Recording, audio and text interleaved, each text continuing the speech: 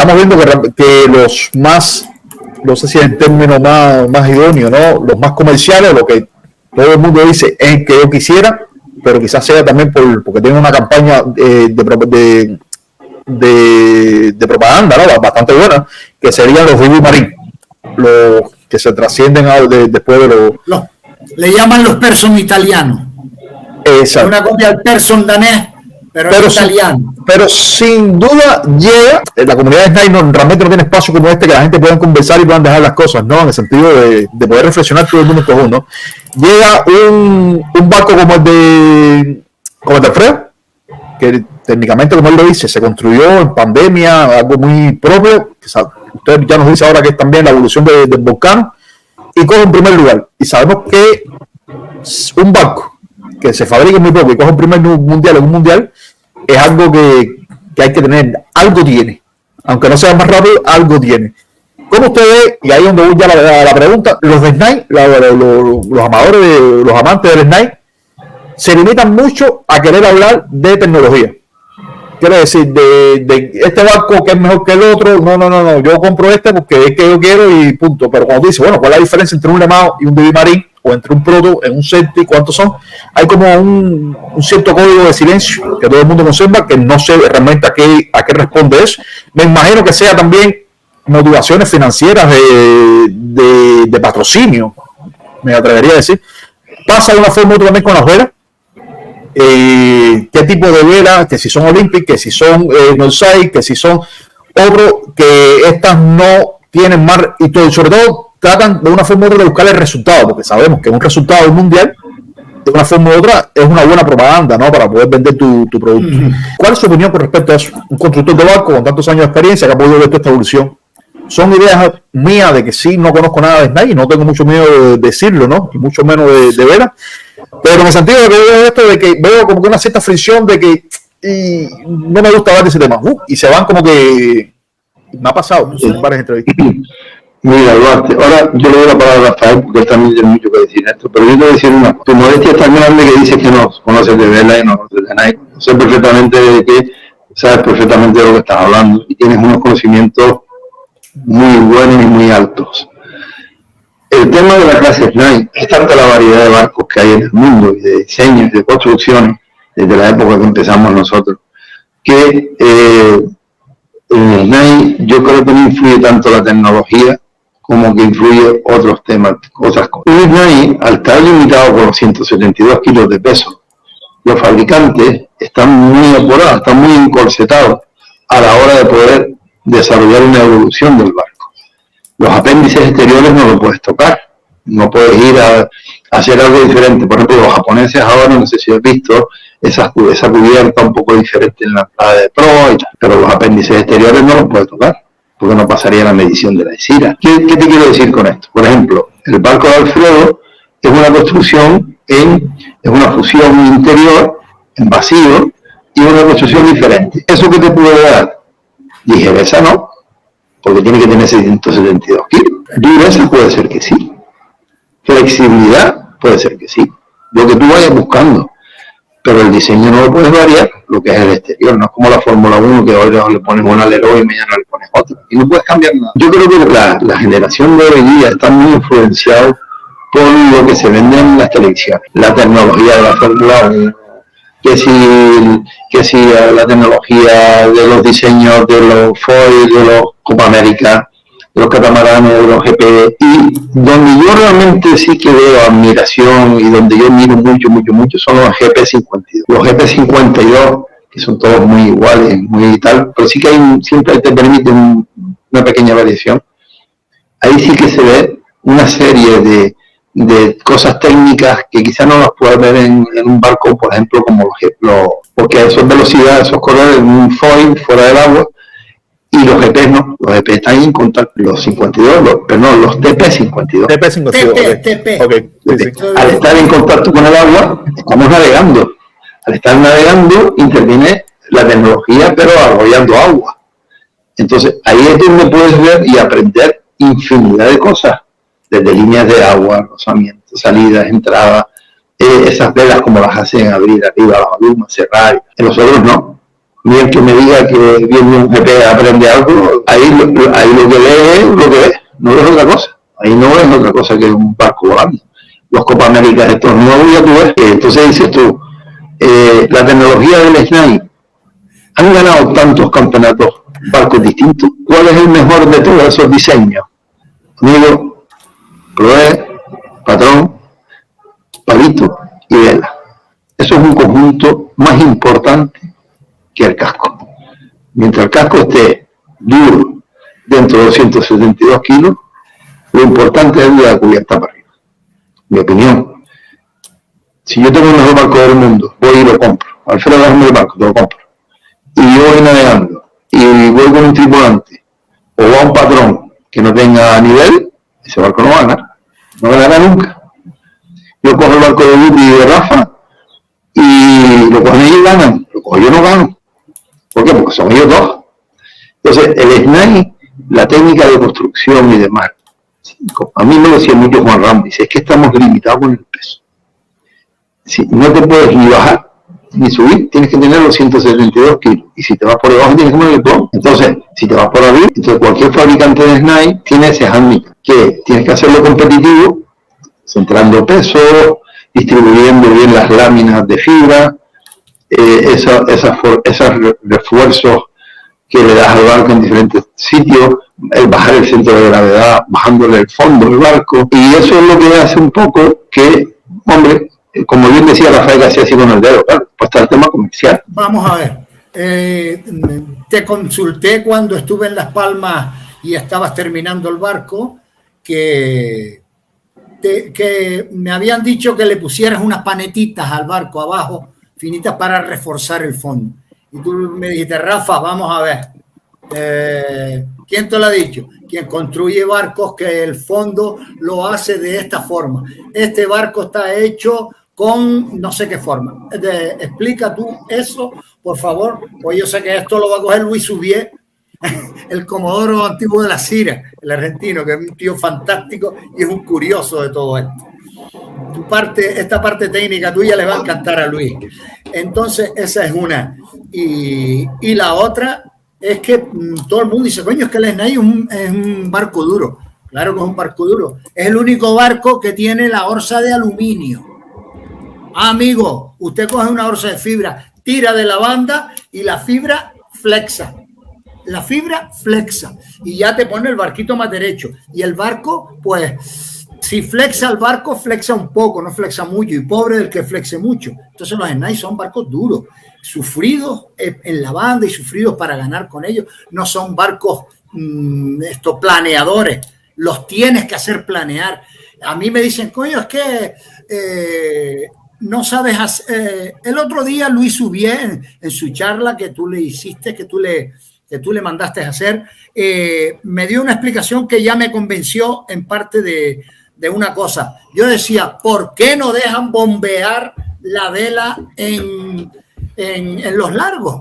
El que no sepa hacer pumping o rocking, el que no sepa hacerlo, para el barco. Lo para y lo hace mal y no encuentra la sincronía para lograr hacer al SNAI planear, que es muy difícil. Entonces, el que logre ese punto, pues el que es mejor tiene que ser mejor en todo y tal. Luis Subier decía, hombre, mira, si al SNAI le permitimos, como al windsurfing y como a otras velas, pompear con la vela, en la flota mía termino navegando yo solo, porque soy alto, peso, soy un José Ledoreste. Tiene un José Ledoreste a los espías. Y dice, y entonces, si tú vas va una persona que pesa 60 y pico, 70 y pico de kilos, tú le dices que de tirar de la mayor del SNAI, la mayor del SNAI es grande y dura, hay que tirar de ella. Dice, y entonces, ¿quién va a ganar? Los cuatro de siempre, los cuatro animales que no son buenos regatistas, pero en el largo ¡bum, bum! Pegan 4 planeos y se van. Entonces tenemos que cuidar un poco el tema de edad. Yo siempre defendía que el millón para el mejor. El que mejor lo haga, ese se lleva el gato al agua. Pero hombre, dice que la teoría de Luis era que si un tío como Santi, que es fuerte, que es poderoso. Pega 4 tirones de mayor, salimos volando, pero salimos volando. Sin embargo, mi hijo Gustavo, tirar 4 golpes de mayor le va a costar muchísimo más. Pero Rafa, yo Santi en eso. Mira, no dejes de explicar la construcción del fondo, sí, que tú explicas. Yo te hago un comentario con respecto a todo lo estricto que se han convertido en el deporte de la vela, con respecto a los pumpis, los mover el barco. Yo no estoy de acuerdo. Yo soy de los que digo que en el barco uno tiene que tener la libertad de vivir el barco. Si tú no vives un barco, no disfrutas. Claro. A mí me pasó un caso que me costó hasta la expulsión del campeonato, porque me hizo calentar tanto el Yuria que bueno, como yo no vivo esto y yo quiero disfrutar. Y resulta que en el láser, en el Campeonato de España en Cádiz, un árbitro. Yo que era uno de los mayores, tuve la suerte de meterme en el grupo oro, que eran los 25 mejores. Y me metí dentro de los 25 mejores por la experiencia de la clase Snipe, porque hubo una popa que prácticamente casi se suspende la regata, llegaron muy pocos a meta, porque en la popa todo el mundo volcaba. Entonces yo, para no volcar, lo que hice fue quitarle el nudo a la mayor, no, Rafa, le quité el nudo a la mayor de abajo de la polea, y la dejé ir por la prueba del palo y la dejé de bandera. Y era tanto el viento y la ola que con aquella vela de bandera iba planeando. Y los demás tabugados me veían pasar a mí, yo ahí tranquilito, llevando el timón, y aquella vela. Y entré en meta. Y me clasifiqué para el grupo oro. Al día siguiente, poco viento, navegando en popa. Oye, veías todo el mundo, pero mira, ni se movía todo el mundo. ¿Quieto? Yo decía, pero ¿esto qué coño es? Esto no es navegar. Y nada, y a mí se me ocurrió, pues moverme. A mí siempre me ha gustado, la verdad, que moverme en el barco y vivir el barco. De hecho, hasta yo creo que Fernando León no le gusta mucho como yo navego en ese aspecto, porque quizás da la sensación como que remo, ¿no? Y tú puedes creer que viene el Yuri y me pita. Y le digo, pero vamos a ver, ¿usted qué se cree? ¿Que yo soy un bloque de cemento, coño? ¿Que yo no me puedo mover en mi barco? ¿Cómo usted me va a limitar a mí y convertirme yo en un bloque de cemento? Que no, hombre, que usted no tiene razón, que esto no es navegar. Tú eres aquí algún regatista disfrutando y yo jugándome estar dentro de los 15 primeros. Mira, a mí que me daba igual. Yo venía de la mejor clase del mundo, que era la clase Snipe. Y le dije a la tercera, me dice, bandera negra, y me manda para tierra. Y yo embalé mi barquito y me vine para las Palmas. Y cuando llego aquí, dice, hombre, que están intentando tratar el que los regatistas podamos vivir más los barcos y mover y cambiar las reglas y tal. Dice la y yo dije, ahora. Claro. ¿Por qué? Porque si tú vas navegando y no dejas que los regatistas vivan el barco, como veo yo a Rafa y a Guti, coño, lo estás capando, coño. Capando. No capes al regatista, coño. Ganará siempre el mejor. Haga pumping, no haga pumping, reme, no reme. Mientras las condiciones y el reglamento lo permitan, en una serie de condiciones, da libertad, coño. Deja que la gente saque de dentro lo que ellos saben. Claro. No lo limites y favorezcas a aquel que no sabe. Si tú no sabes vivir la ola o un planeo, coño, no me cortes a mí. Dile al otro que aprenda a planear. Claro. Y por eso te digo que con respecto a eso, yo no estoy de acuerdo. Hay que dejar libertad para que cada uno explote sus conocimientos y los ponga encima del barco. Y después, con respecto al fondo de la Corán, los barcos en aquel entonces se construían diferentes. Se reforzaba mucho el fondo con madera de balsa y con más del 300 con terminación de más del 100. Mat es el tejido. Y entonces, claro, entonces tú, en la Corán, tú pisas. Mat es el tejido que es el undimbre y tal. Correcto. Y entonces, antiguamente los barcos se hacían muy duros en el suelo, ¿no? Donde pisas. Tú pisas en un 470 y parece que estás pisando en algo de plástico. Se deforma, se pisa y se deforma. Tú pisas en el Alcorán y es una piedra, es duro como una piedra.